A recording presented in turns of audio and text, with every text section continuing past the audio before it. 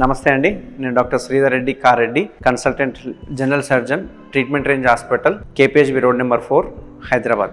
ఈరోజు మోస్ట్ అబ్బాయిల్లో వచ్చే problem frenulum, దాని గురించి మనం డిస్కస్ చేద్దాం. అసలు ఈ ఫ్రెన్యులం అంటే ఏంటి? మామూలుగా ఈ అంగం వెనకాల వైపు ఏదైతే చర్మం అతుక్కుంటుందో గ్లాన్స్ అంటాం, దాని ముందలున్న హెడ్ భాగాన్ని గ్లాన్స్ అంటుంటాము. ఆ చర్మం గ్లాన్స్ దగ్గర అతుక్కుంటుంది అన్నట్టు. ఈ అతుకునే మనము ఫ్రెన్యులం అంటారు. ఇందులో ఒక చిన్న ఆర్టరీ ఉంటుంది, అంటే రక్త సరఫరా జరుగుతుంటుంది, దాన్ని ఫ్రెన్యులర్ ఆర్టరీ అంటుంటాం. యూజువల్గా చర్మము ఏదైతే ఉందో అంగం ముందలున్న చర్మము, దాన్ని మనం ఫోర్ స్కిన్ అంటాం. ఈ ఫోర్ స్కిన్ ఫ్రీగా మూవ్ అవ్వాలి, అంటే ముందలున్న బల్బు మీద నుంచి, అంటే గ్లాన్స్ మీద స్కిన్ అనేది చాలా ఈజీగా మూవ్ అవుతుంటుంది. అట్లా మూవ్ అయ్యేటప్పుడు ఫ్రంట్లో ఉన్న స్కిన్ ఈజీగా మూవ్ అవుతుంది, బ్యాక్లో ఉన్న స్కిన్ ఒక దగ్గర అతుక్కుంటుంది. ఇట్లాంటి ఈ అతుకుని ఫ్రెన్యులం ఏదైతే ఉందో చాలామందికి డిఫరెంట్ ప్లేసెస్లో అతుక్కుంటుంది అన్నట్టు. కొందరికి పైన అతుక్కుంటుంది, కొందరికి కింద అతుక్కుంటుంది. దీన్ని మనం హై అటాచ్డ్ ఫ్రెన్యులం అని అంటుంటాం.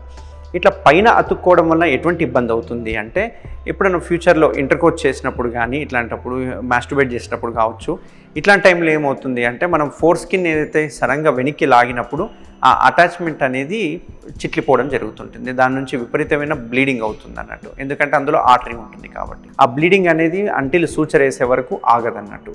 సో ప్రెషర్ ఇచ్చినా కానీ కొన్నిసార్లు ఆగదు. ఇట్లాంటి వాటికి మనం ఏం చేస్తుంటాము అంటే ఫ్రెన్యులోప్లాస్టీ అంటుంటాం. అంతేకాకుండా ఈ బ్లీడింగ్ అవ్వడమే కాకుండా అక్కడ కొన్నిసార్లు చాలామందికి టైట్ ఉండడం వలన ఇంటర్కోర్స్ చేసేటప్పుడు విపరీతమైన పెయిన్ ఉంటుంది.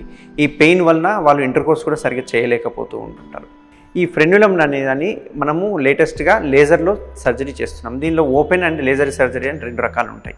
ఓపెన్ సర్జరీలో మనము ఈ ఫ్రెన్యులంని కట్ చేసి కుట్టేస్తుంటాము. అదే లేజర్లో అయితే కనుక ఎటువంటి సూచర్ అవసరం లేకుండా లేజర్ తోటే మనము ఈ ఫ్రెన్యులోప్లాస్టీని చేస్తుంటాం అన్నట్టు. ఈ ఫ్రెన్యులోప్లాస్టీ చేసిన తర్వాత ఒక 1 వీక్ ఎటువంటి ఇంటర్కోర్స్ చేయడం కానీ ఇట్లాంటివి చేయకుండా జాగ్రత్తలు తీసుకోమని చెప్తూ ఉంటాం. అంతేకాకుండా ఈ ఇంటర్కోర్స్ చేసేటప్పుడే కాకుండా ఈ ఫ్రెన్యులం అనేది డయాబెటీస్ ఉన్న వాళ్ళకు కూడా ఈ ఫ్రెన్యులం సైట్ ఏదైతే కింద అతుకు సైట్ ఉందో అక్కడ ఇన్ఫ్లమేషన్ అవ్వడము, ఆ ఏరియా అంతా ఉబ్బిపోవడము, ఇన్ఫెక్షన్ అవ్వడము, పస్ కారడం ఇట్లాంటివి కూడా జరుగుతుంటాయి. దీన్ని మనం బెలనైటిస్ అని కూడా అంటుంటాము. ఇట్లా ఈ డయాబెటీస్ ఉన్న వాళ్ళకు కూడా మనం ఫ్రెన్యులోప్లాస్టీ చేయాల్సిన అవసరం పడుతుంది. Thank you.